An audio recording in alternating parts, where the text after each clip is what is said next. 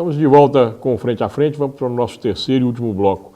Renato, eu tinha te perguntado o seguinte, nós temos aqui na região 2 órgãos cuja principal função é exatamente diminuir os efeitos da seca, que são o DENOX e a Codevasf. O que é que eles poderiam e deveriam fazer nesse momento? Olha, primeiro, esses órgãos têm que entender a realidade do município. Ele tem que ser um agente de proposta de política pública para a região, regional. Porque a gente trabalha em órgão público, igual eu trabalho, sabe, Jorge? A gente está recebendo os pacotes fechados de Brasília, onde que for.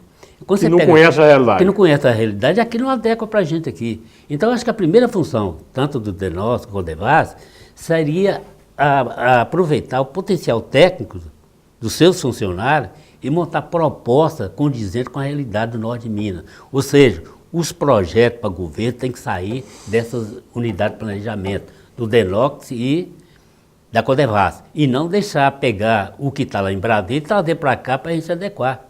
Nós temos aí um programa Água para Todos, que a gente tem que construir algumas barragens, são 692. Barraginhas? Barragem não, médio, porte médio. 692 barragens. O que acontece? O projeto veio pronto, nós não podemos alterar. Então são coisas que não devem ser aceitas. Agora, se você não pegar isso também, você fica sem o recurso. Então eu acho o seguinte, a gente tem que criar aqui, nesses órgãos aqui, uma equipe, né? De notáveis, né? Que aqui tem muito técnico bom, para fazer propostas. Ou seja, eu falei que 70% da água que cai aqui vai para o oceano. Nós temos que ter esses técnicos com barramento, fazendo pequenas barragens, pequenos projetos, que não precisa ser caro, porque o problema desses órgãos é querer fazer barragens do tipo Jequitaí, entendeu? Do tipo outras grandes aí, não que não sejam necessárias, são necessárias sim. Mas primeiro nós temos que resolver o que está aí agora. Eu quero água na comunidade, então tem que pôr água na comunidade lá. Eu quero sistema de abastecimento de água, eu quero projetos, propostas para barramento de água, para dar água para os animais, para eles não morrer de sede. Então o mais importante é isso. Eu acho que tinha um projeto, eu lembro que era do meu tempo que eu trabalhei lá, quando o Roberto Amaral era o diretor, de 7 pequenas barragens nos afluentes do Rio Verde, exatamente para poder reviver o Rio Verde, renascer o Rio Verde. Isso não foi feito até hoje. Tem mais de 20 anos. Pois é, e outra coisa, eu estou assessorando a AMAN, estava, né, fazendo reunião com a AMAN, né, descentralizada, para mostrar aos prefeitos que todo município ele deveria ter uma proposta, um programa municipal de convivência com a seca. Então o desafio nosso é convencer os prefeitos para que eles criassem. Que dinheiro, sabe, Jorge? Existe dinheiro, se não existe é proposta, se não tem é projetos. Se tiver um projeto lá, você vende esse projeto. Então a gente estava querendo isso. Cada prefeitura fizesse um projeto de convivência com a seca. Cada município localizado aí. Aí sim nasceria esse projeto de convivência com a seca das bases. E não chegarei lá de cima e jogarei aqui para a gente fazer. A classe rural da região hoje não tem condição financeira de recuperar o que perdeu. Porque está devendo, não tem condição nem de pagar. Então não tem condição de novos créditos. Como é que faz? Olha, primeiro a gente tem que trabalhar a questão dos bancos. Porque nós estamos no 5º ano de seca, né?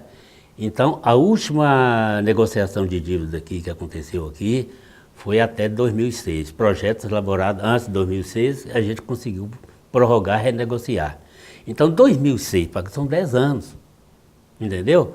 E esse pessoal que fez depois de 2006, como é que está fazendo? Que está tudo vencendo agora. Aí nós temos que fazer uma ação, igual eu estava falando, a gente conseguiu isso o ano passado, fazer relatório de provar para o governo que nós estamos numa seca incontrolável. Porque aí sim nós vamos tentar medidas para a renegociação de dívidas. Não é perdão de dívida, mas renegociar essas dívidas. E outra coisa, para tirar o produtor da situação que ele está, o modelo de crédito rural que está aí não atende não.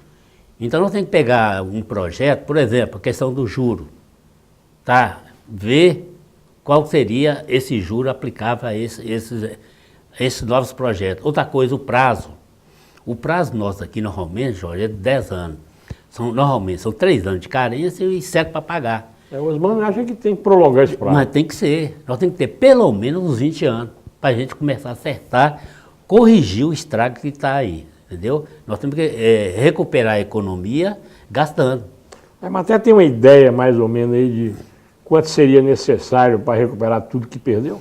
Olha, se eu te falar o seguinte, em termos de prejuízo, nós estamos chegando a 2 bilhões de reais. Em 2 bilhões? Bilhões, tá? Se você pegar aqui, que houve uma evasão aqui, 1.500.000 cabeças de gado, se você pôr aí a 1.000... E o que perdeu de pasto? E o que perdeu de pasto, leite, a produção nossa aqui em 2010 de leite era 600 mil litros por dia. Entendeu? Hoje não está 250. Então, são prejuízos, sabe, Jorge, que a gente tem que rever. E outra coisa, para consertar isso, eu tenho que investir.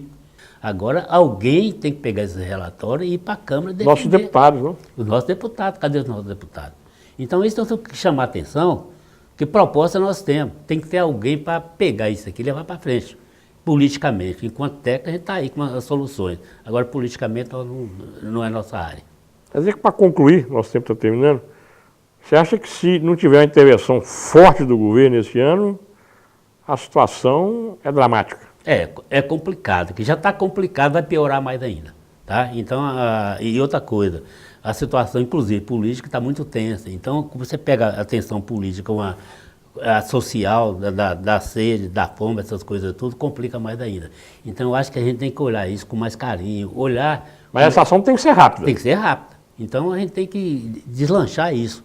Então, a Defesa Civil deveria já estar agindo para não ficar lá no mês de julho, de coisa, começar os caminhões-pipa, não é por aí não. Cesta básica, a gente tem que mudar esse tipo de ação para ver o que ele pode fazer. O ano passado você viu, Itaiobê ficou sem uma gota de água. O que foi feito para resolver lá?